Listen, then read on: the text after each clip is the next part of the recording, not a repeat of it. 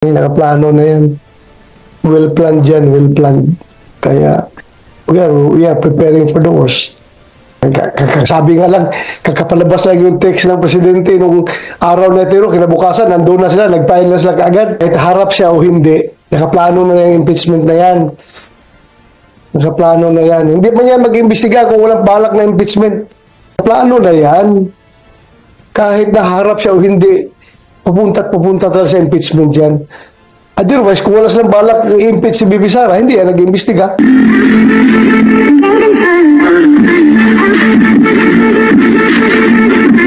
Sa iba na mabalita, naniniwala ang ilang kaalyadong senador ng pamilya Duterte na planado ito pong hakbang ng Kamara na ipa-impeach si Vice President Sara Duterte para mapatalsik ito sa pwesto.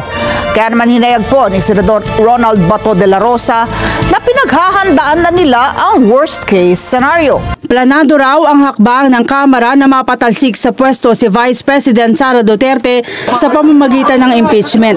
Yan ay kahit nag-text at nakiusap pa si Pangulong Bongbong Marcos sa mga kongresista na huwag ituloy ang reklamo laban sa Vice Presidente dahil hindi ito makakabuti sa bansa.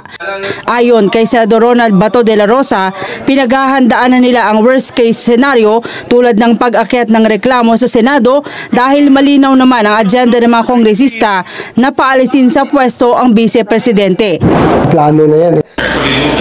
Ito rin anya ang dahilan kaya inimbestigahan ng mga kongresista ang Vice Presidente sa mga umano'y irregularidad sa paggamit niya ng kanyang intelligence funds. Naniniwala si De La Rosa na kahit humarap pa at paulit-ulit na magpaliwanag si Duterte sa mga kongresista, tuloy pa rin ang impeachment laban sa kanya. From the very beginning, kahit harap siya o hindi, nakaplano na yung impeachment na yan. Nakaplano na yan. Hindi pa niya mag-imbestiga kung walang balak na impeachment. Nakaplano na yan. Kahit naharap siya o hindi, pupunta talaga sa impeachment yan. Otherwise, kung wala silang balak i-impeach si Bibi Sara, hindi yan nag-imbestiga. Hindi masabi ni De La Rosa kung marami sa kanyang mga kasamahang senador ang papabor o hindi sa impeachment ni Duterte. Pero sa caucus-an niya ng mga senador noong nakaraang linggo para sa kanilang apela na madagdagan pa ang budget ng Office of the Vice President, mahigit 10 ang nagtaas ng kamay at naghayag ng kanilang suporta. Kailangan ng 16 na boto ng senador para tuluyang mapatalsik sa pwesto ang Vice Presidente. Alam mo ba kung ilan yung nag-raise ng kamay doon sa loob ng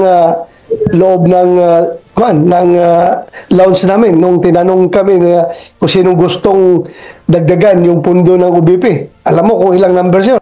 Oo, basta marami. Mahirap na, baka magalit sa akin yung naggano ng kamay. Baka magalit sa akin. Basta sabihin ko sa iyo, sobra 8, more than. Dito ba ang kamay doon sa lounge?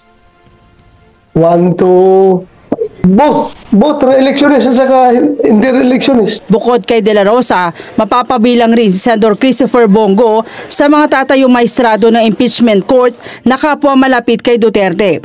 Pero sabi ni Senate President Francis Escudero, malaya naman ang sinumang senador na mag-inhibit sa impeachment court sakaling umakyat na sa Senado ang reklamo laban kay VP Sara. Pero ito anya ay dapat voluntaryong gawin ng mga senador at hindi na kailangan pagpasahan pa ng mayorya ng mga mambabatas. Ginagawaan niya ito ng mga collegial courts tulad ng Sandigan Bayan at ng Korte Suprema. Hindi ito pwedeng pagpasahan sa aking pananaw, ha? Sa aking pananaw, hindi ko sinasabing nakaukit ito sa bato. Hindi ito pwedeng pagpasahan ng mayorya ng impeachment court. Ito'y voluntarily done ng miyembro ng korte. Dahil kung susuriin mo yung ibang collegial courts natin, ano-ano ba yon? COMELEC, Court of Appeals, di ba? Sandigan Bayan, Supreme Court. Kapag kami pinapa-inhibit na maestrado, magpa-file ng motion yung korte, yung isa sa mga partido sa kaso, pero personal na desisyon yon nung maestrado kung mag-i-inhibit siya o hindi. Hindi yan pinagpapasahan ng kabuuan ng Supreme Court, Court of Appeals, Sandigan Bayan o COMELEC kung tatanggalin nga ba dun sa kasong yon ang isang miyembro nila. So by analogy, yun ang nakikita kong magiging proseso niyan. Any member can inhibit, but he or she has to decide on that voluntarily, on his own, on her own. Yan Corbera, para sa mata ng Agila, matatag, matapang, matapat. At kaugnay niyan, hindi pa umuusad sa mababang apunuan ng Kongreso ang impeachment complaint laban kay Vice President Sara Duterte. At ayon sa Kamara, hindi pa umano na isusumiti sa tanggapan ng Speaker of the House ang dalawang impeachment complaint dahil meron pa silang inaantay pang reklamo laban sa pangalawang Pangulo. Vic Sumintak sa balita.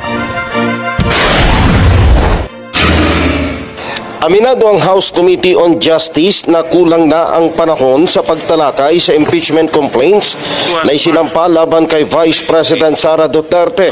Itong inihayag ni Congressman Keith Flores, Vice Chairman ng House Committee on Justice, sa panayam ng House of Representatives Media. Sinabi ni Flores na hanggang ngayon ay hindi pa naisusumite ng Office of the Secretary General sa Office of the House Speaker para maibigay sa Committee on Rules at mai-refer sa Committee on Justice ang kopya ng dalawang impeachment complaints laban kay VP Sara. Challenging ang timeline if it goes to the Committee on Justice kasi after it's referred to the Committee on Justice, after that determination kung may sufficiency form ba, yung sa substance kasi, we will be requiring the respondent to file an answer and it's a 10-day period that is going to be given to them. So that alone is gonna eat up a lot of days, di ba, sa remaining days na session days ng House. Inihayag ni Flores kung dadaan pa sa Justice Committee at walang endorsement ng 1/3 ng mga miyembro ng Kamara sa impeachment complaints laban sa pangalawang Pangulo, kakapusin na talaga ng panahon batay sa nalalabing session days ng Kamara. But if ang hahabulin is yung number of days that is remaining sa session days, kung walang referral by one-third vote, parang medyo ipit talaga sa panahon kung dadaan pa sa Committee on Justice. Ang 1/3 endorsement ng mga kongresista sa impeachment complaint ay isang shortcut na paraan na hindi na dadaan sa Committee on Justice upang mai-forward na agad sa Senado ang article of impeachment upang maisailalim na sa trial ang respondent na impeachable official. Batay naman sa pahayag ni Secretary General Reginald Velasco, hindi pa niya na ipo-forward sa Office of the House Speaker ang dalawang impeachment complaints dahil hinihintay pa ang sinasabing ikatlong impeachment complaint laban sa Vice Presidente. Sumintak para sa mata ng Agila, matatag, matapang, matapat.